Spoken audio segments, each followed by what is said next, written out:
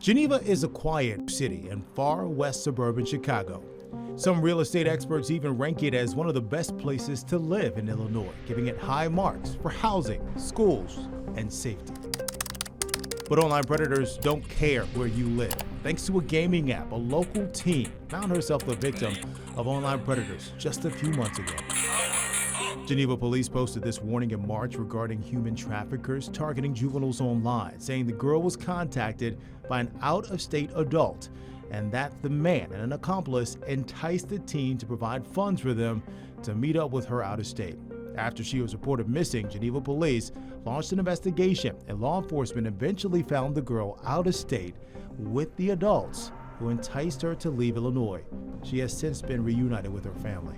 We want to make sure that it's clear that it is occurring in every region across the United States, and it's not something that anyone can think is just happening somewhere else. The latest report from the National Center for Missing and Exploited Children, looking at missing kids who were enticed online, shows Illinois is in the top 10 states with the most cases.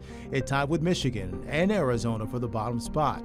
The report includes cases where kids met a predator, either through an online video game or social media site. No matter the location, researchers say they are seeing a consistent trend.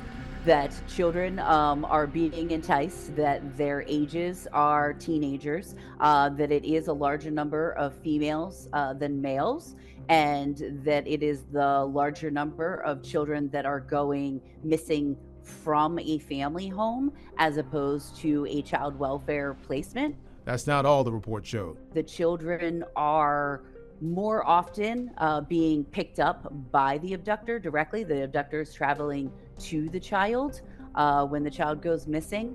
But as the children are getting older, higher in their teenage years, that does become more common that the child may travel to the abductor, and in those situations, the abductor is likely to facilitate that travel. That was the case with Weston Opus, according to Cook County Sheriff police detectives. They arrested the 42-year-old Glenview man last October for grooming and traveling to engage in sexual acts with a 15-year-old minor in Boston. He's flying her out here, lying to her parents. They think she's at a summer camp and she's with him. We, thankfully, working with the police in Massachusetts, were able to catch him with her. When investigators arrested Opus at his house, they not only found him and the young girl, but a gun, ammunition, body armor, and lots of computer equipment. That's a problem because Opus is also a convicted sex offender. Now, probably the newest thing that we're seeing, which is new just in the volume, I guess, is that the predators are going after very common games that all the children, my own children, will play at times. After initially contacting the girl through an online gaming app, detectives say Opus then began communicating with her via text messages, a move made by most online predators. And once they get them over to off of their gaming platform to go to private chat, they can have private conversations with them, and then that's when they grab them. Detective Rich Wistocki not only specializes in cybercrime cases, but also in training other officers and school staff across the country on how to do these types of investigations. So what parents don't understand is that when a kid wants to play in Roblox, Minecraft, or Fortnite, the parents have to set the account. Parents think that they're only playing with their friends. And you better not talk to anybody you're not supposed to. Well, kids don't listen to that because they want to play with everybody. If your kid wants any of these games, you set the settings. You set the pin so they can't change who they can and cannot talk to. Wistocki adds many kids find themselves in trouble because many sites require users to be at least 13 years old, and they don't do the math when setting up their account to put in the correct year they were born. So when I go to schools, I ask the kids, how many of you put in 2000 because they didn't want to figure out the math? 80% will raise their hand. How old are they today? They're 24.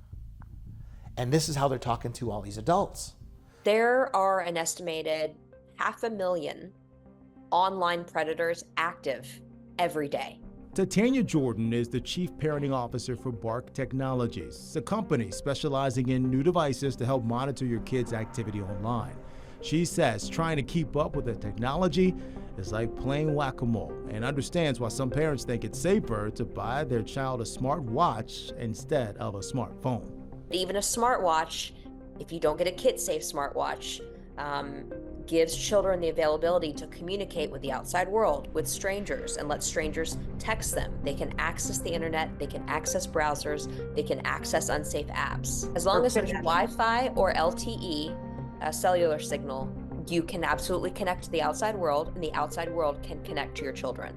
Jordan also has this advice for parents. Whatever your child can access, PlayStation, iPad, you name it, Google the name of that device plus 2 words, parental controls, and do the work, do the research to set up the free built-in parental controls that come with most devices. There is a bit of good news from the National Center for Missing Children's report. It shows what's described as an overwhelming recovery rate in online enticement cases. Typically, there are some additional avenues to develop leads on where the child might be located. Looking into the social media and the interactions that the child maybe have had in a public space. But we're talking probably more like days and weeks here than we are talking about minutes to hours. But that digital trail that law enforcement follows might not be around much longer. We are seeing times when the offender is guiding the child through how to delete their social media or how to delete messages